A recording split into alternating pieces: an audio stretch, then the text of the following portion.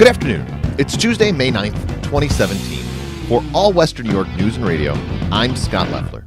Increasing clouds today with a high near 52, mostly cloudy overnight with a low around 36.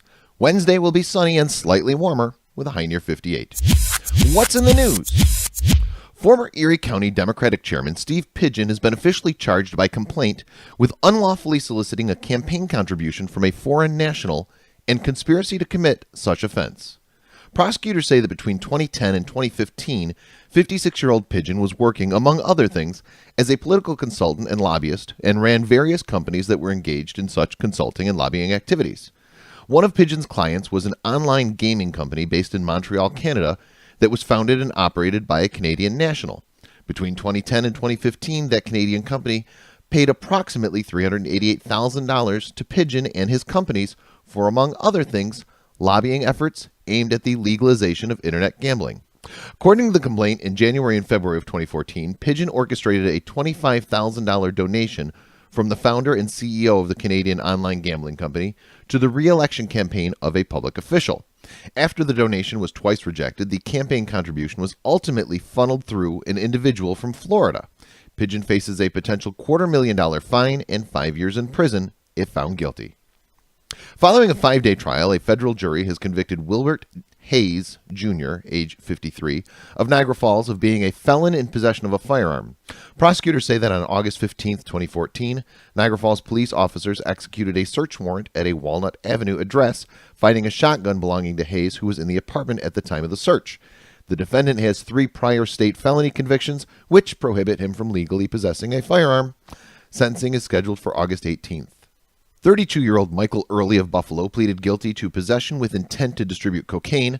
The charge carries a maximum penalty of 20 years in prison and a $1 million fine. Prosecutors say that on September 27, 2013, the DEA and Buffalo police executed a search warrant on Connolly Avenue in Buffalo, finding crack cocaine and $6,400 in cash. Sentencing scheduled for August 23rd. And former UB student Kevin Zura, age 21 of Queens, who was convicted of drug and money laundering charges, was sentenced to 34 months in prison. Prosecutors say that Zura conspired with a co-defendant to sell Molly's and Xanax, then used the proceeds to buy $74,000 in bitcoins, which they then used to buy more drugs. Police news. A 46-year-old Medina man was charged Monday with second-degree menacing, second-degree harassment, and fourth-degree criminal possession of a weapon following a road rage incident. State police say that Wayne V. Parlier Jr. had pulled his vehicle into the Walmart parking lot with the operator of a motorcycle. Parlier exited his vehicle with a bat and physically confronted the motorcycle operator about his driving. Now he has to go to Town of Lockport Court. Sports. The Buffalo Bisons won 9-3 over the Syracuse Chiefs on Monday. The Rochester Red Wings, meanwhile, were blanked 9-0 by the Lehigh Valley Iron Pigs. The Bisons take on the Chiefs again this afternoon, while Rochester takes on the Pigs again tonight. Craig Bacon reviews The Day the World Came to Town, a book about September 11th, this morning in his weekly column, literally the best reviews. Okay, that's the news for the day. For All Western New York News and Radio, I'm Scott Leffler. Hang in there.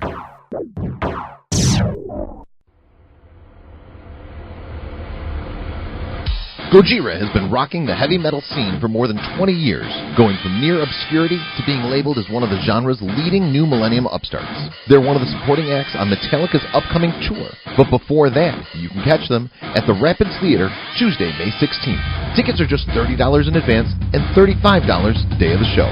That's Gojira at Rapids Theater, May 16th.